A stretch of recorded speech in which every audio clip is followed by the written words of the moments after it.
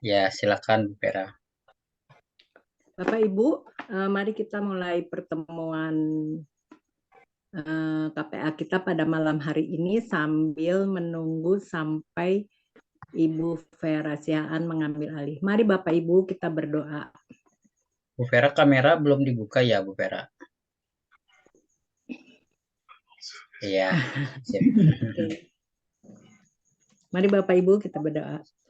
Tuhan Bapa kami yang dalam surga, Tuhan yang sungguh baik bagi kami semua.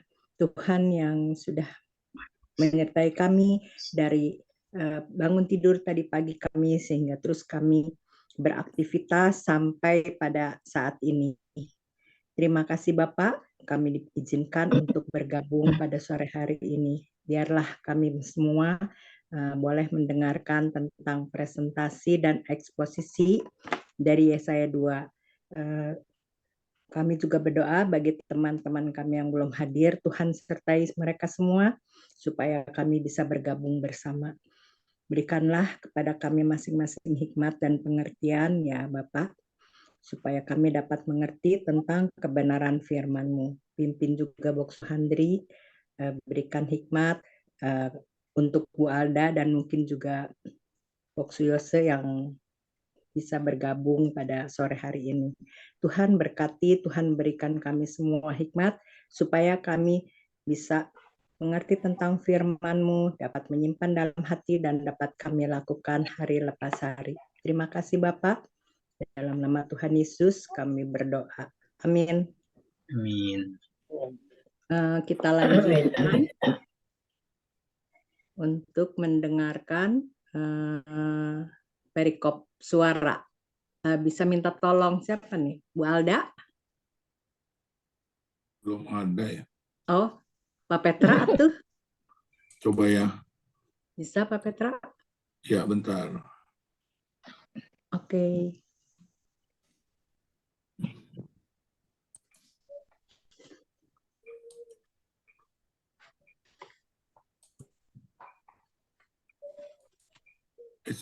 Salah. Share sound dulu.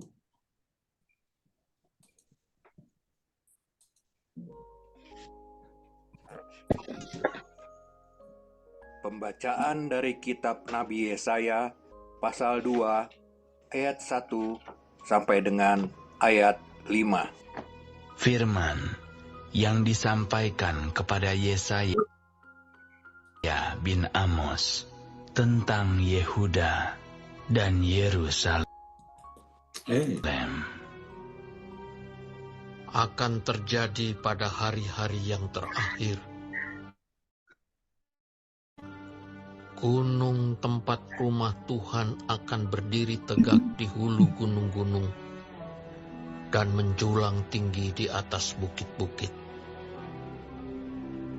Segala bangsa akan berduyun-duyun ke sana, dan banyak suku bangsa akan pergi serta berkata, Mari, kita naik ke gunung Tuhan, ke rumah Allah Yakub, supaya Ia mengajar kita tentang jalan-jalannya, dan supaya kita berjalan menempuhnya.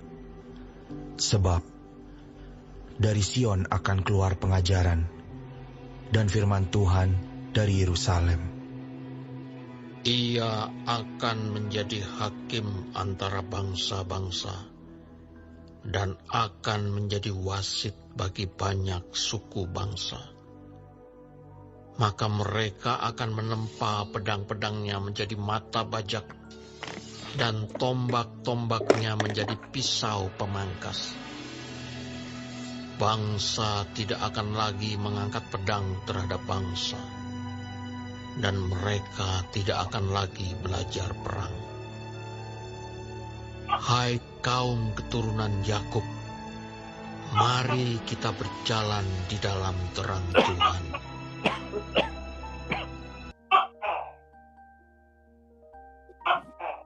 Pembacaan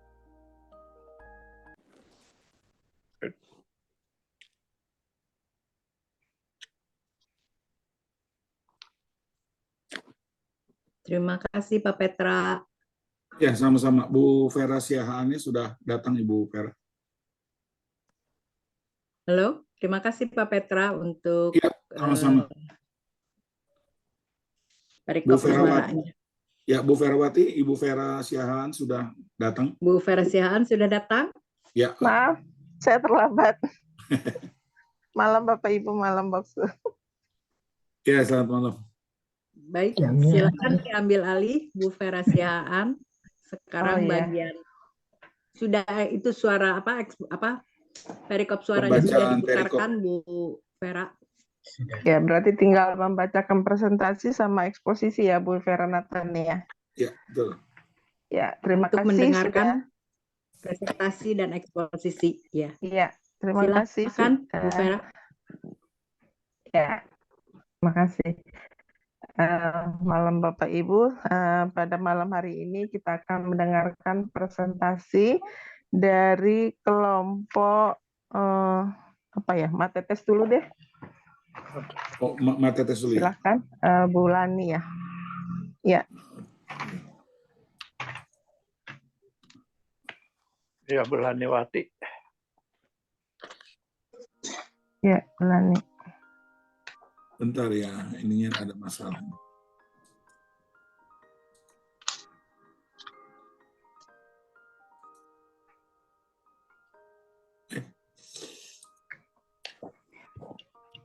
Baik. Ya, terima kasih. Selamat malam Bapak Ibu semuanya. Saya mewakili kelompok Matetes akan membacakan presentasi dari perikop Yesaya 2 ayat 1 sampai dengan 5. Sebagai negara, menantikan penggenapan janji Allah dengan berjalan di dalam terangnya. Pulau yang ke-1, menantikan penggenapan janji Allah. Kata penjelasan, Yesaya menyampaikan bahwa ada pengharapan bagi bangsa Israel, yaitu kehidupan baru yang lebih baik di masa mendatang, yaitu di ayat 2 sampai dengan 4. Yang hingga saat ini, umat percaya termasuk kita masih menantikan penggenapan janji Tuhan tersebut, hingga Kristus datang kembali. Ayat 2 sampai dengan 3, di situ menjelaskan bahwa rumah Tuhan akan berdiri tegak di Sion, akan ada masa di mana semua orang, bukan hanya bangsa Israel, tapi dari berbagai belahan dunia mengarahkan dirinya ke Sion. Sebab dari Tuhan sajalah sumber pengajaran. Berarti ada pertobatan ya. Lalu yang di ayat keempat, Allah akan menjadi hakim yang maha adil, maha benar, dan maha kasih, sehingga tercipta kedamaian di antara segala bangsa. Sebagai global view-nya dari Yeremia 29 ayat 11, sebab aku ini mengetahui rancangan-rancangan apa yang ada padaku mengenai kamu, demikianlah firman Tuhan, yaitu rancangan damai sejahtera dan bukan rancangan kecelakaan, untuk memberikan kepadamu hari depan yang penuh harapan. Sebagai ilustrasi, ibu yang sedang hamil melewati kehamilannya tidak selalu dengan mudah. Ada rasa bahagia, namun ada juga saatnya susah, cemas, dan mungkin juga perasaan yang lain. Namun sang ibu akan tetap menjalaninya dan melakukan yang terbaik di dalam masa penantian kelahiran. Karena ada pengharapan akan bertemu atau melihat bayinya kelak.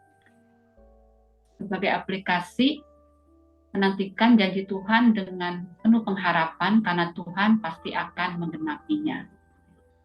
Kemudian pulau kedua, berjalan dalam terang Tuhan, dikatakan di dalam ayat 5, artinya adalah setia mengikut Tuhan dan hidup dalam ajaran firman Tuhan. Sebagai global view-nya, Mazmur 25 ayat 10, segala jalan Tuhan adalah kasih setia dan kebenaran bagi orang yang berpegang pada perjanjiannya dan peringatan-peringatannya. Sebagai ilustrasi, kita hanya dapat menikmati terang listrik kalau kita berada di tempat yang ada aliran listriknya. Aplikasi, penggenapan janji Tuhan akan kita nikmati ketika kita hidup di dalam terangnya. Dan yang terakhir, sebagai oleh-oleh, janji Tuhan itu ya dan pasti bagi orang yang berharap kepadanya dan berjalan di dalam terangnya.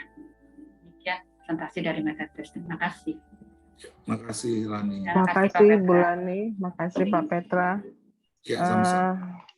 Berikutnya kita akan mendengarkan presentasi dari kelompok Antioquia.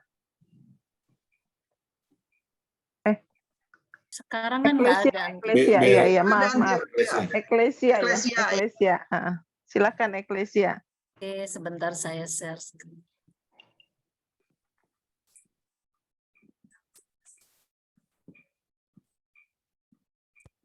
Sudah terlihat ya?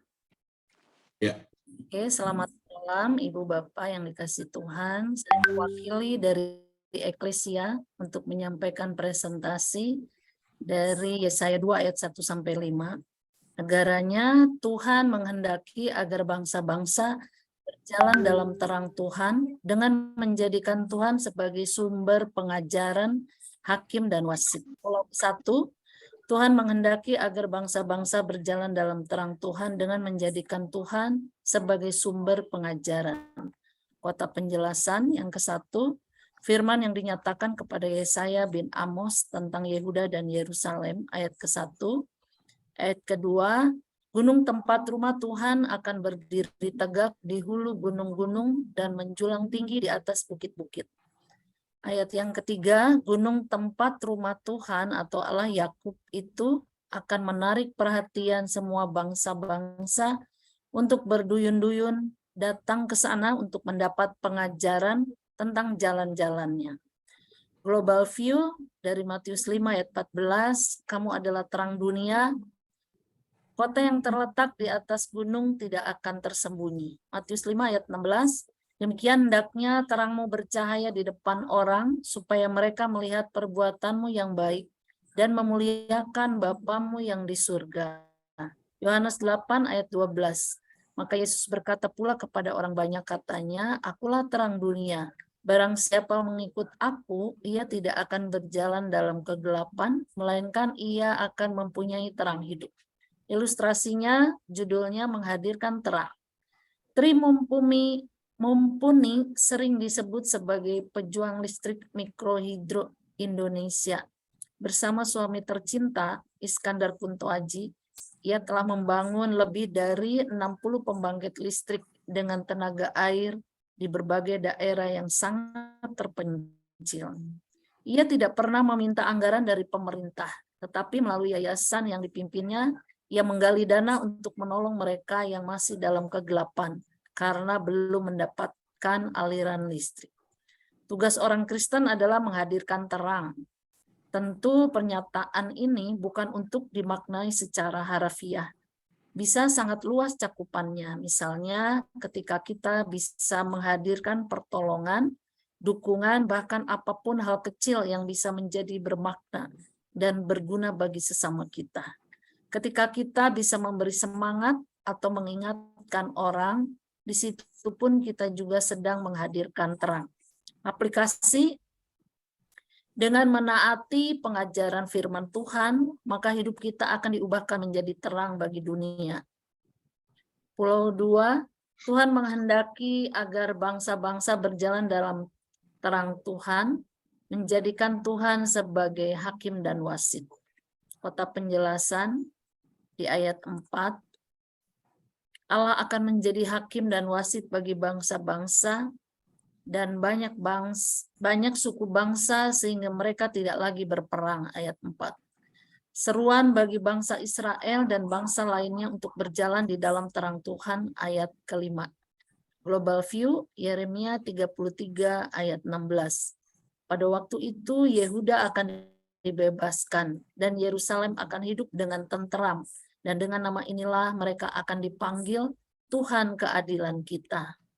Yohanes 5 ayat 30a, aku tidak dapat berbuat apa-apa dari diriku sendiri, aku menghakimi sesuai dengan apa yang aku dengar, dan penghakimanku adil. Ilustrasinya tidak ada. Aplikasi, belajarlah bersikap adil dan benar agar mendatangkan kedamaian dan ketentraman di sekitar kita. Oleh-olehnya dari ayat ke-5, marilah kita berjalan di dalam terang Tuhan. Amin. Terima kasih. Terima kasih Bu Yeni. Terima kasih dari kelompok Eklesia. Berikutnya kita akan mendengarkan eksposisi dari kelompok Berea. Silakan. Saya mau share screen ya. Ya.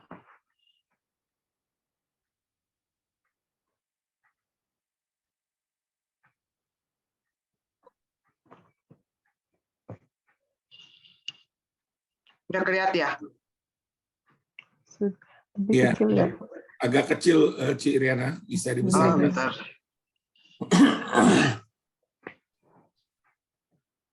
Gedeinnya di mana? Jadi ini. Tanda tambah di atas, Ci. Diklik. Udah. Lagi, sekali lagi boleh. Ya.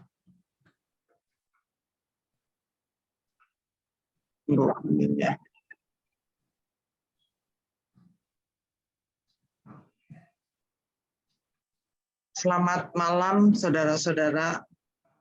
Malam. KPA.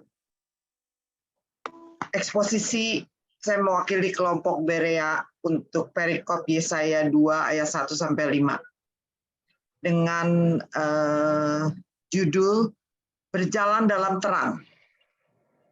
Shalom saudara-saudara semua yang dikasihi Tuhan Yesus. Hari ini kita akan mendengarkan firman Tuhan dari Yesaya 2 ayat 1 dan 5. Apa saudara pernah mendengar lagu Rihanna yang berjudul Diamonds? Liriknya adalah Shine bright like a diamond, shine bright like a diamond, yang artinya bersinar seperti berlian. Padahal berlian tidak bersinar. Dia hanya memantulkan sinar dari sumber cahaya seperti lampu atau matahari. Begitu juga manusia, bukan sumber cahaya. Sumber cahaya adalah Tuhan Yesus Kristus. Kita akan melihat betapa perlunya sebagai orang Kristen untuk selalu berjalan dalam terang Tuhan, yang membuat kita juga bercahaya karena pantulan dari terang Tuhan itu. Kenyataan bahwa Allah adalah terang secara alami sangat kontras dengan kegelapan. Jika terang adalah metafora untuk kebenaran dan kebaikan, maka kegelapan melambangkan kejahatan dan dosa. Dalam perikop kita kali ini, mengenai firman Tuhan kepada bangsa Israel, terutama yang di Yehuda dan Yerusalem, yang pada masa itu mengalami kemajuan secara materi, tapi kemunduran secara rohani. Akibatnya, banyak kemunduran secara moral, di mana tidak ada kedamaian. Lalu Tuhan berfirman melalui Nabi Yesaya, akan datang masa di mana rumah Tuhan akan berdiri di tempat tinggi sebagai tujuan semua bangsa-bangsa mempelajari firman dan pengajaran Tuhan. Seperti sudah diberitakan mengenai rumah Tuhan yang berada di gunung pada kitab Yesaya 33 ayat 5. Tuhan tinggi luhur, tempat tinggi. Ia membuat Sion penuh keadilan dan kebenaran. Yang dimaksud rumah Tuhan dalam perikop ini adalah kerajaan Allah, di mana kuasa Allah dinyatakan di tengah dunia dan bangsa-bangsa taat pada kehendak-Nya. Jadi tujuan hidup kita sesuai dengan kehendak Allah. Yang kedua, akan datang masa damai dan sejahtera di mana Tuhan yang berkuasa atas semua bangsa akan menguasai dan memerintah semua bangsa sehingga menjadi bangsa yang penuh damai dan sejahtera. Seperti juga dinyatakan dalam Mazmur 22 ayat 29. Sebab Tuhanlah yang mempunyai kerajaan dan Dialah yang memerintah atas bangsa-bangsa. Dalam Yeremia 32 ayat 42. Sebab beginilah firman Tuhan, seperti aku mendatangkan kepada bangsa ini segenap malapetaka yang hebat ini, demikian pula aku mendatangkan ke atas mereka keberuntungan yang kujanjikan kepada mereka. Dalam kehidupan sehari-hari, biasanya kita mempunyai tujuan hidup. Kehendak Allah seharusnya menjadi tujuan hidup setiap orang Kristen. Jika kita selalu mendengar firman dan perkataannya dan menerapkannya dalam setiap aspek kehidupan, maka kita akan berjalan dengan pasti, karena kita selalu berorientasi kepada kehendak Allah. Sehingga membuat kita menjadi pribadi yang bersinar dimanapun kita berada. Karena semua perkataan dan perilaku kita penuh dengan damai, sejahtera, dan sukacita. Seperti cerita seorang pengusaha retail Korea Jinsuk yang punya retail Forever 21, setelah dia menjadi Kristen yang lahir kembali, dia dengan aktif di gereja. Dan sebelum dia membuka usaha Forever 21, dia pergi ke gunung menyendiri beberapa hari untuk berdoa dengan khusyuk bertanya kepada Tuhan. Apakah yang harus dilakukan untuk memajukan bisnisnya? Dan di situ dia mendapat jawaban untuk memulai usaha retail dan menamakannya Forever 21. Dan jika ada yang pernah belanja di sana, akan mendapati tulisan di bawah kantung belanja John 3 ayat di Yohanes 3 nomor 16.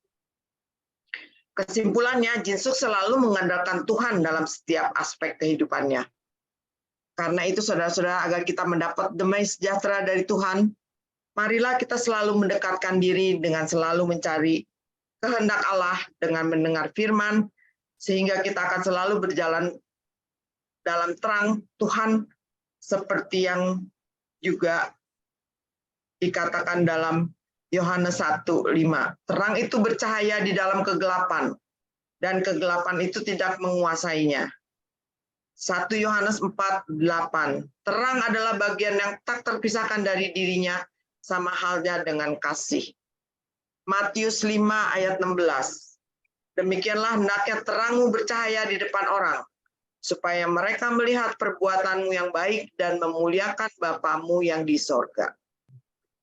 Semoga kita semua berjalan dalam terang Tuhan dan hidup sesuai kehendak Allah. Amin. Sekian eksposisi. Amin. Ya, terima kasih Bu Riana untuk eksposisinya dari kelompok Berea. Terima kasih semuanya sudah menyampaikan presentasi dan eksposisinya.